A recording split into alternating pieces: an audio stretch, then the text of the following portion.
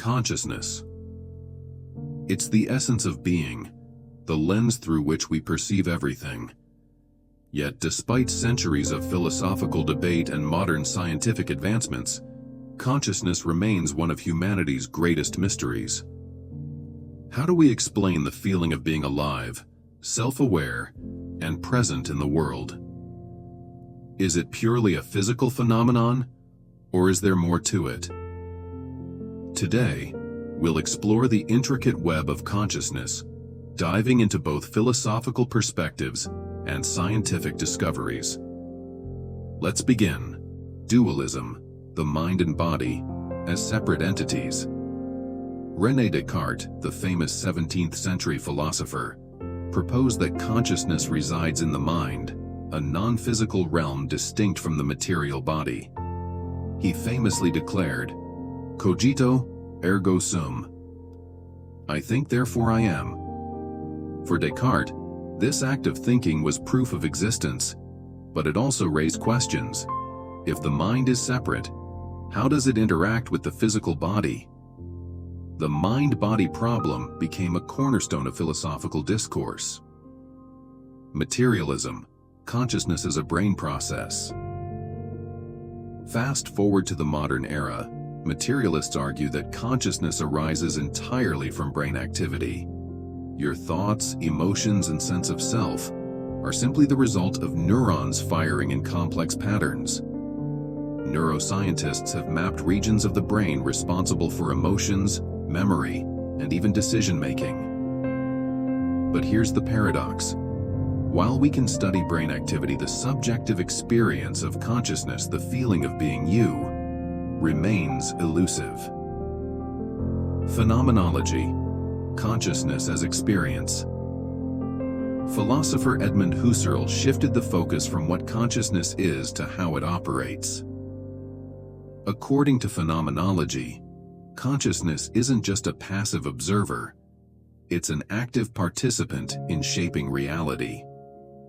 Husserl emphasized the role of perception, arguing that our experiences are filtered through our individual consciousness, giving meaning to the world around us.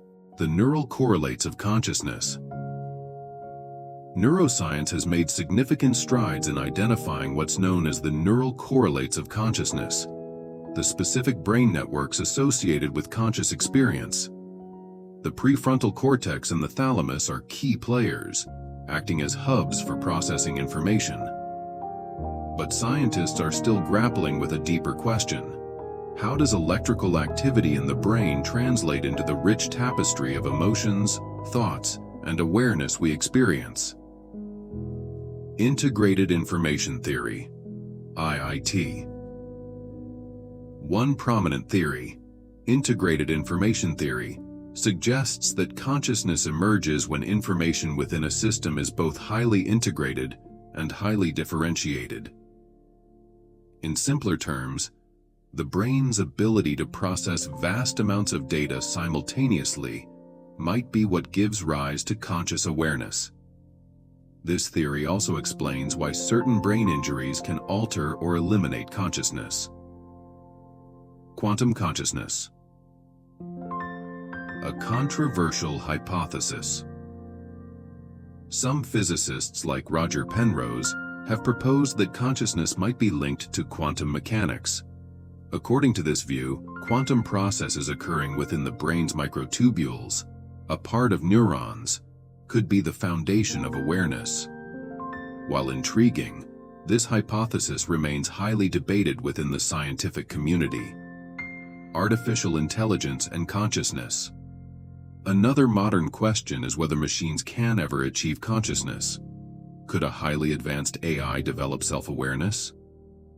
While current AI systems like ChatGPT can simulate conversation and problem-solving, they lack subjective experience, the inner world that defines consciousness. This raises profound ethical and philosophical questions. If we could create consciousness, one of the most fascinating aspects of consciousness is its role in shaping identity. Who are you, really? Are you the sum of your memories, your choices, or something more? Philosophers like John Locke argued that personal identity is tied to memory, while others believe it's an ever-changing narrative we construct over time. This fluid nature of self raises questions about free will, autonomy, and the very essence of being human. As we've seen, consciousness is a puzzle with many pieces, philosophical, scientific, and deeply personal. While we may never fully unravel its mysteries, the journey of exploring consciousness is as enriching as the answers we seek.